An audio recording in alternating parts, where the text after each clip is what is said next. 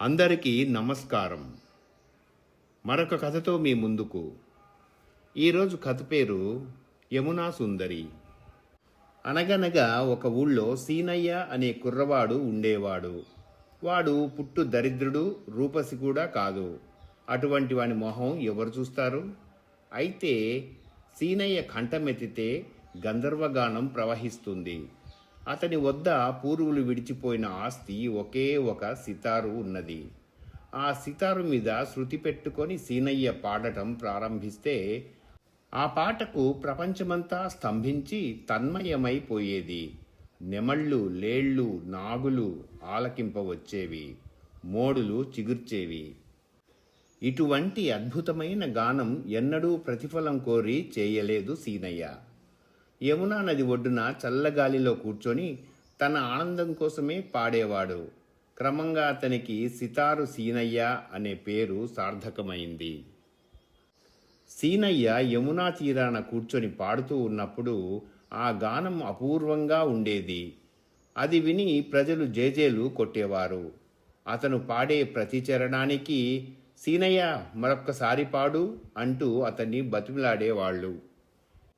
యమునా నది తీరాన కూర్చున్నప్పుడల్లా సీనయ్యకు చెప్పలేని ఉత్సాహం పొంగి పొరిలి వచ్చేది. అక్కడ అతను మధురాతి మధురమైన గానం చేయగలిగేవాడు. ఆ ఆవేశంలో అతను, ఈ యమునా సుందరి యమునను పోలిన సుందరి ఈ 14 భువనాల్లోనూ లేనేలేదు అంటూ ఉండేవాడు. యమునా తీరాన కూర్చొని పాడుకుంటూ ఉంటే సీనయ్యకు నిద్రాహారాలే అవసరం లేకపోయేవి. ఒకనాడు సీనయ్య యమునా సుందరిని పొగడుతూ పాడుతూ ఉండగా సముద్రం మధ్యన ఒక సుడిగుండం చుట్టుకొని గిరగిరా తిరగనారంభించింది. అందులో నుంచి క్రమంగా ఒక కిరీటధారి తల కనిపించింది. ఆయన ఎంతో ఆకర్షణీయంగా బ్రహ్మాండంగా ఉన్నాడు. ఆయన యువతలకు వస్తున్నాడనగా సముద్రపు కెరటాలన్నీ భయభక్తులతో అటూ ఇటూ తప్పుకొని దారి చేశాయి. ఆయన సీనయ్యను పిలిచి, చూడు సీనయ్య, నన్ను సాగర మహారాజు అంటారు. భూలోకంలో ప్రవహించే జీవనదులన్నీ నా కుమార్తెలు. నేను నా కుమార్తెలు నీ మధురగానం విని పరవశులమైనాము. ఇందుకు గాను నిన్ను బహుకరించదలచాము. ఇంకా నా నీటిలో ఒక వల పరిచావంటే నీకు తగిన సన్మానం జరుగుతుంది.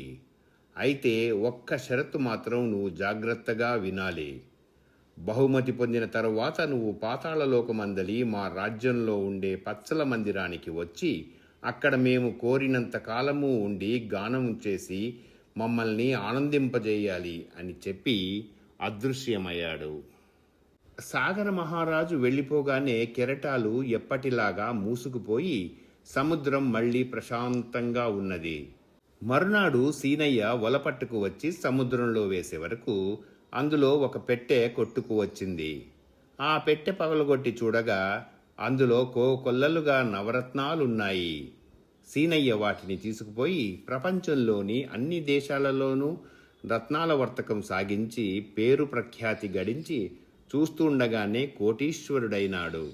అలా సీనయ్య దశ మారగానే ఎప్పుడూ ఎరగని వాళ్ళు సైతం అతని ఎదుటికి వచ్చి ఎంతో గొప్పగా పొగడసాగారు.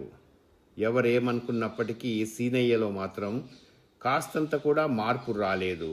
ఎప్పటిలాగానే సితార చేత పట్టుకుని యమునా తీరాన కూర్చొని హాయిగా నిశ్చింతగా మధురగానం చేసుకునేవాడు.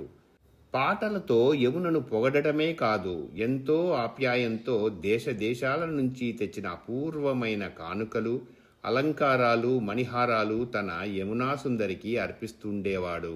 ఈ విధంగా 12 ఏళ్లు గడిచిన తరువాత ఒకరోజు రత్నాల వర్తకం కోసం సముద్రం దాటి విదేశాలకు పోవడానికి సంకల్పించుకున్నాడు సీనయ్య. అది దూరపు ప్రయాణం కావటం చేత చాలా రోజులు పట్టింది.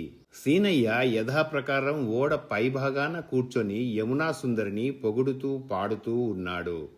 ఇంతలో ఆకస్మికంగా పెద్ద గాలి తుఫాను వచ్చి ఓడ నడవడం మానివేసింది. ఎవరికీ ఏమీ పాలుపోయింది కాదు. అందరూ కంగారు పడుతున్నప్పటికీ సీనయ్య మటుకు నిశ్చలంగా పాడుకుంటూ ఓడ పైభాగం మీదనే కూర్చొని ఉన్నాడు. అప్పుడు ఓడ యజమాని, ఈ ఓడపైన ఉన్న మనుషులలోనే ఒక గొప్ప వాగ్దానం చేసి ఆ వాగ్దానం నిలబెట్టుకోని వాడు ఎవడో ఉండి ఉండాలి. వాడి పీడే మనకు పట్టుకొని ఉంటుంది. లేకపోతే సముద్రుడికి ఇంత కోపం కలుగదు. వాడెవడో కనిపెట్టి ఓడ మీద నుంచి దింపేస్తే గాని ఈ విపత్తు తొలగదు. అలా మాట తప్పిన వాడెవడో మర్యాదగా బయటపడండి, లేకపోతే మనమందరము సర్వనాశనమైపోతాము అని అరిచాడు. మరో ధ్యాస లేకుండా తన గానంలో లీనమైపోయిన సీనయ్య ఓడ యజమాని కేకలు వినిపించగానే పరుగున వాళ్ళ మధ్యకు వచ్చి, అయ్యా, ఆ మాట తప్పిన వాడిని నేనే. సముద్రుడికి మాట ఇచ్చాను. ఇదిగో ఇప్పుడే నా పీడ మీకు వదిలిపోతుంది అంటూ తన సితారతో సహా ఓడ మీద నుంచి ఆ మహాసముద్రంలోకి గభీమని దూకివేశాడు. సీనయ్య దూకి మునిగిపోగానే అతనికి దారి చేసిన సముద్ర తరంగాలు మళ్లీ ఎప్పటివలే మూసుకుపోయినాయి. అతను నీటిలో అడుగంటా దిగిపోతూ ఉండగా చిత్రాతి చిత్రాలైన జలచరములు ఎన్నెన్నో కనపడినాయి. వీటన్నింటినీ వేడుకతో చూసుకుంటూ సీనయ్య చివరకు కిరీటధారి అయిన సాగర మహారాజు ఉండే పచ్చల మందిరానికి చేరుకున్నాడు. ఆ మందిరము సీనయ్య కనీవిని ఎరుగని అలంకారాలతో ఆకర్షణలతో అపూర్వంగా ఉంది. ఏమయ్యా సీనయ్య, నీ కోసము మేము ఇక్కడ 1 కాదు 2 కాదు 12 ఏళ్ల నుంచి ఎదురు చూస్తూ ఉన్నామే. మమ్మల్ని మరిచిపోయినావా అనే వరకు సీనయ్య, మహారాజా, నా యమునా సుందరిని తలుచుకొని గానం చేసుకుంటూ ఉంటే లోకమే మరిచిపోయాను. నిజమే, మన్నించాలి అన్నాడు. అప్పుడు సాగర మహారాజు సీనయ్యను ప్రేమతో భుజం తట్టి, ఇప్పుడైనా పోయిందేం లేదులే, త్వరగా సితారు తీసి వాయించు అని ప్రోత్సహించాడు. సీనయ్య సితారు చేతబట్టి గానం చేయడం ప్రారంభించాడు. కిరీటధారి అయిన సాగర మహారాజు ఆ సంగీతానికి తన్మయుడై సింహాసనం మీద నుంచి లేచి నృత్యం చేయసాగాడు. సముద్రంపై వెళుతున్న నావలు ఆ బ్రహ్మాండమైన కెరటాలలో ఉయ్యాలలాగా ఊగిపోసాగినాయి. ఇంతలో కోటలో నుంచి బిలబిలామంటూ 30 మంది అపురూపమైన సుందరులైన కన్యలు అక్కడికి వచ్చి నిలబడ్డారు. వారిని చూడగానే మహారాజు మళ్లీ మన ప్రపంచంలోకి వచ్చి, సీనయ్య, నీ పాటకు మేమందరము సంతోషించాము. ఈ 30 మందికి నా కుమార్తెలు. వీరిలో ఎవరు కావాలో ఎంచుకో, ఆమెను నీకు ఇచ్చి పెళ్లి చేస్తాను అనే వరకు సీనయ్య ఒక్కొక్కరిని చూచి 29 మంది కన్యలను తనకు నచ్చలేదని చెప్పాడు. చివరకు మిగిలి ఉన్న కన్య వద్దకు వచ్చి, ఈమె ఒక్కటే నా యమునా సుందరిని పోలి ఉన్నది అని తన సంతోషాన్ని తెలిపాడు. ఈ 14 భువనాల్లో ఈమె ఒక్కటే సుందరమైనది అన్నాడు సీనయ్య. ఆమె కిలకిలా నవ్వింది. ఆ నవ్వు అచ్చు నా యమునా సుందరి ప్రవాహధ్వనిలాగానే ఉన్నది అని పొంగిపోయాడు సీనయ్య. మరికొంతసేపు పరికించి చూడగా సీనయ్య దేశదేశాల నుంచి తెచ్చి యమునా నదికి సమర్పిస్తూ వచ్చిన ఆ చిత్రమైన మణిహారాలు అలంకారాలు అన్నీ ఆమె ఒంటి మీద కనబడినాయి. అప్పుడు కిరీటధారి అయిన సాగర మహారాజు చిరునవ్వు నవ్వుతూ కిలకిలా నవ్వే ఆ కన్య చేతిని సీనయ్య హస్తాలలో ఉంచుతూ, సీనయ్య, ఇంతకాలం నుంచి నీ సితారు ఎవరి గురించి అయితే గానం చేస్తూ ఉన్నదో ఆ యమునా సుందరి ఈమె. నీవు ఇచ్చిన కానుకలన్నీ ఆమె అందుకుంటూనే ఉంది. చూడు, మీరిద్దరూ ఈ పచ్చల మందిరంలోనే హాయిగా ఉండండి అని దీవించి ఇద్దరకు వైభవంగా వివాహం చేశాడు. ఇంతటితో కథ సమాప్తం.